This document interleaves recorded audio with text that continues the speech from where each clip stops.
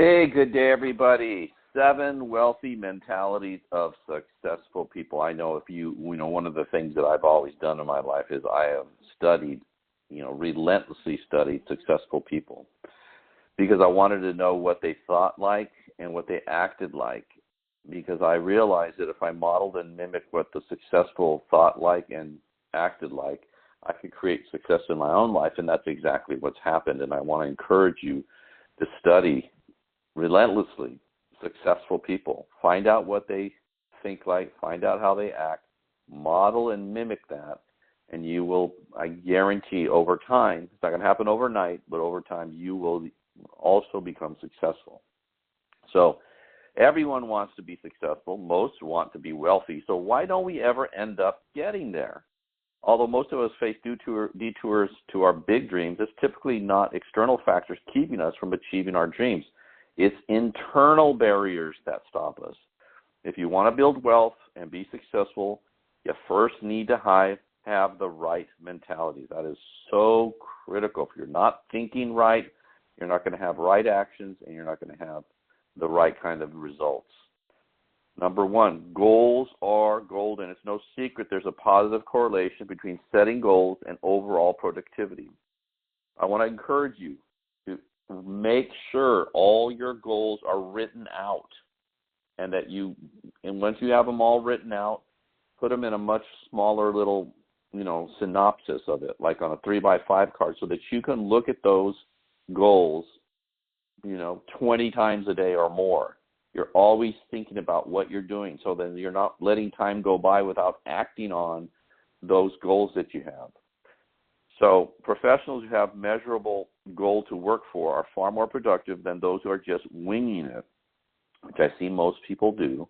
But being goal-oriented and treating goals as golden is about more than just setting them in the first place. You have to treat them as a major priority, making heavy sacrifices to achieve them and breaking them down into smaller chunks when necessary. Creating your goals is just the first step of the process. You also need to have the follow-through to make them count.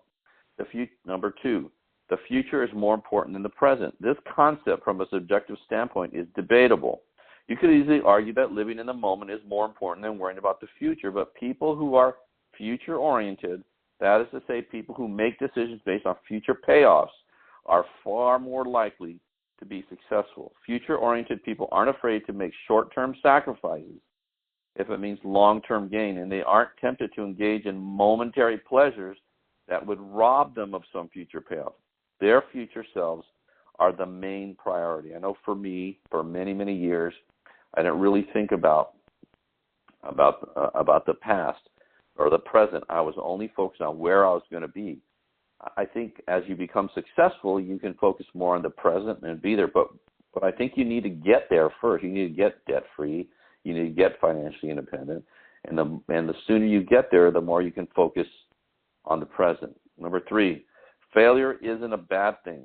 The fear of failure permeates our society and leads millions to live their lives in complacency. For example, you're working a job you hate with a pay and advancement ceiling.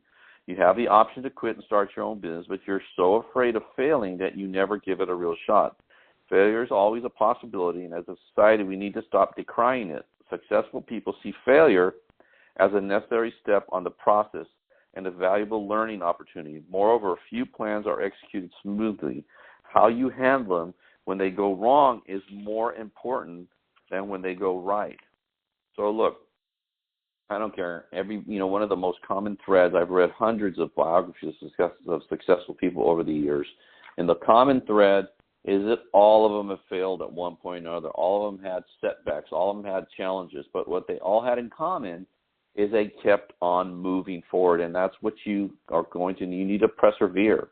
You need to persevere and keep going. Don't let up. Don't let those little setbacks stop you from where you want to go. All they are is information of telling you need to get better. That's all. Then you focus on getting better, you overcome that issue, and you go on to the next one. Number 4, opportunities exist everywhere. Opportunities arise when you least expect them. They may take the form of hidden strength in an idea you were about to toss, or a potential partnership with a stranger you met in a coffee shop. When you adopt a mindset that opportunities truly exist everywhere, in every moment of every day. You'll be on the lookout for them. By that virtue alone, you'll discover more opportunities for yourself, and you'll end up earning far more value in your life. One of the things is I'm in the business of recruiting people and teaching them how to do my business. I was looking everywhere for those people. Everywhere I went, I talked to people. Everywhere I went, I prospected all the time. People always ask me, well, when do you prospect, or where do you go to prospect? I never went anywhere. Everywhere I was prospecting. I was meeting people. I was being friendly. I was introducing myself. I was talking to people. I was trying to find common ground. And over the years, I found lots and lots of people that allowed me to build a very significant business, and that is true for you as well. Opportunities exist everywhere. Number 5, calculated risks are important. Risks are scary, but without them, there is substantially less room to grow. Studies suggest that the wealthiest and most successful professionals of our time are ones who weren't afraid to take a calculated risk. They went against the grain. They gambled on an idea they thought was worth the investment and weren't afraid to take possible sacrifices.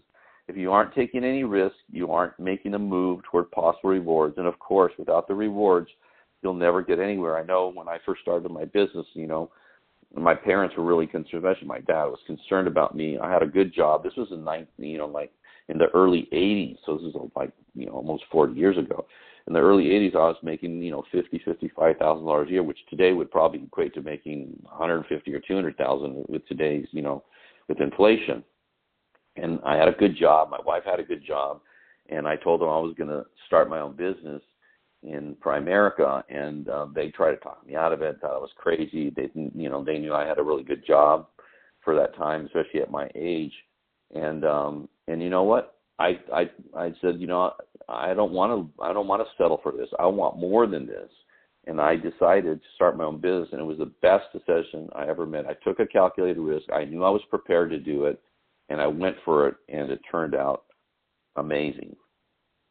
Number 6, consistency is good until it becomes prohibitive. This is a complicated mental state to try and achieve, but it's an important one. For the most part, consistency is incredibly important.